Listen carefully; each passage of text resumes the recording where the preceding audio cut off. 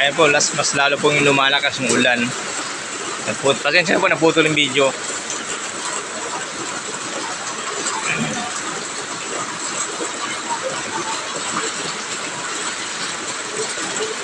Talagang hindi naman po maawat ito kasi dahil malalim na po yung tubig. Ayan po, makikita naman po yan. At saka wala na kami mabibilhan po dito na bigas at saka mga kahit ano pa man po. Sana po makakarating sa mga ukulan po na dito. Sa mga dahil medyo mahirap na po.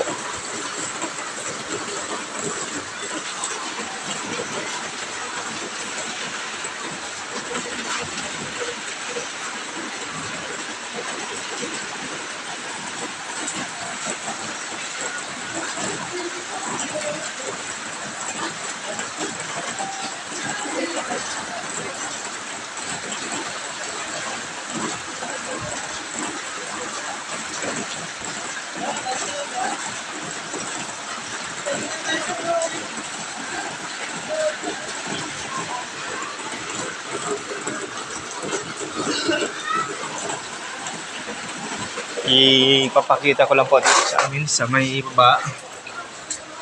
Ayan po. Dahil brownout po ngayon, kaya madilim. Wait lang.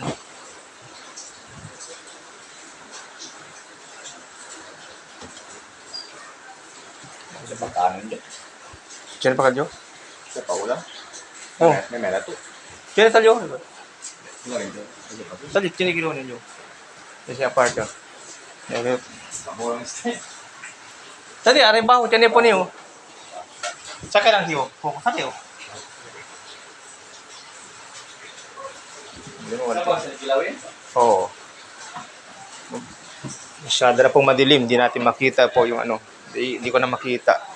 Dahil po brand out nga po dito ng sa Santa Mesa.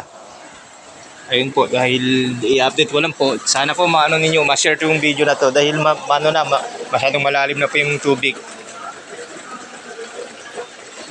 Pakishare na lang po yung video para maraming makakita at maraming manonood ito para alam nila na kung ano po ang nangyayari dito sa Damka po.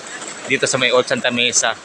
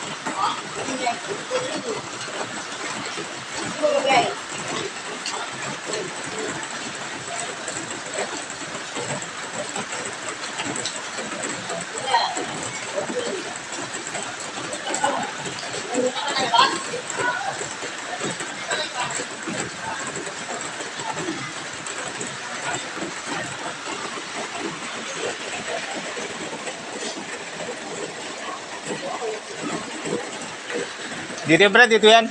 Sa kanila. Oh.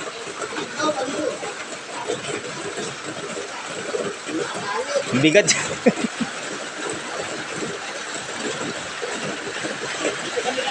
Oh, dito yan.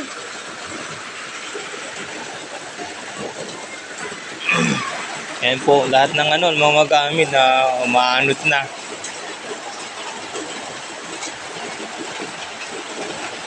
Eh, mas lalo pang lumalakas yung ulan, mas lalo naman po tumataas yung tubig. Eh, wala nang ano po, sana ano po, may makakarating na tulong dito. So, sana po maraming salamat po. Yun lang po. I-update ko na lang po yung mga ibang video dito mamaya-maya kasi wala kaming kuryente. Walang ilaw ngayon. So, i-update ko lang po pag may kuryente na po.